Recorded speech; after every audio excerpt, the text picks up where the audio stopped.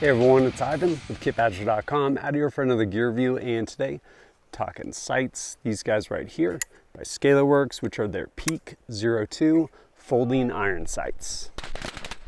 They are exactly what they sound like, folding sights. So while they do make their Peak 01, which are fixed iron sights for one, if you don't mind always having them up, or if you're not going to use an optic, these of course are made to very easily flip down or flip up in the event that your optic goes down. Whether the battery dies, catastrophic failure, something like that, or depending on the optic also, if you just need to actually remove the optic. Again, think catastrophic failure, like lens is all fractured so you can't actually look through it or something like that.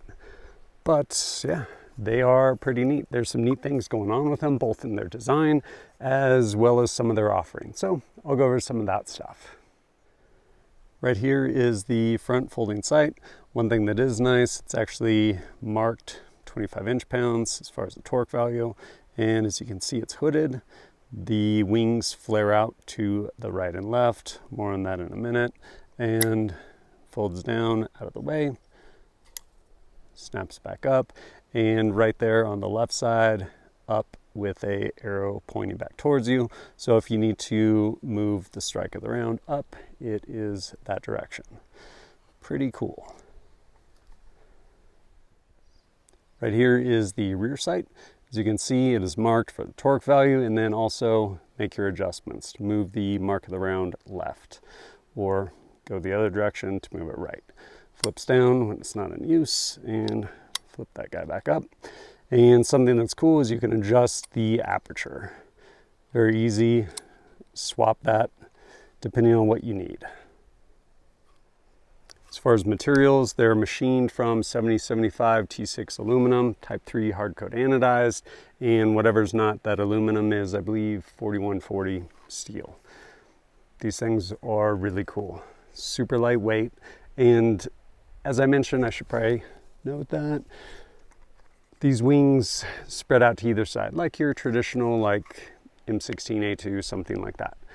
And why is that important? Well, when first released, Scalarworks first released their Peak 01, their fixed iron sights, they're same way as far as that front sight. And I was like, man, why didn't you make them more like the HK style, like hooded sight? Because in my mind, if you've ever used like peep sights, things like that, eye's really good at centering things. I'm like, oh man, circle in a circle. Well, there's a reason they don't. And the reason is because those sights, the way they're made, as far as like HK sights, that entire thing doesn't move. So your front sight post will move respectively inside that hooded front sight, but the whole sight won't move. And so you get away from centering something in a circle, because now this is no longer centered there. So it actually is totally counterintuitive, or it works to the other end. Like, it'll screw you up more than anything. So I was like, oh, that makes sense. So you have one that bends off to the right or left. So if you look through and you're hyper focused, you're like, okay, it shouldn't be bending to the right. Like, I'll move to the one that's straight up. So a little bit of the science on the sights. As far as weight, I don't even remember how much these weigh. I will say they are lighter than both your Knight's Armament or your Magpul Imbus, the metal ones. Magpul Pro, I guess they are. They're definitely nicer too. I will say I was just recently zeroing some of the Magpul, the metal Imbus Pro, I guess they are, and like kept having to look and look, because I think they're MIM, probably metal injection molded. And the little like up arrow for making adjustments, it's like molded in, and it's actually really hard to see, versus this actually being laser etched, which, how often are you adjusting them? Well, probably not, but definitely nice to have. As far as, yeah, how have I used these? Well, I actually shot them a lot, and it's one of those where these are absolutely backup iron sights. Like, they fold out of the way. Emphasis being on backup, because you probably have some sort of primary optic system. So how do you get time with backup iron sights? Just walk around with an EOTech with dead batteries. Just kidding. Actually, I went and just, this gun, no optic on it, just these sights, and actually shot a 3-day carbine course, urban rifle class down at Thunder Ranch. And yeah, put a lot of rounds through this gun with just these sights. That course was a ton of fun, and honestly, this gun is a ton of fun to shoot.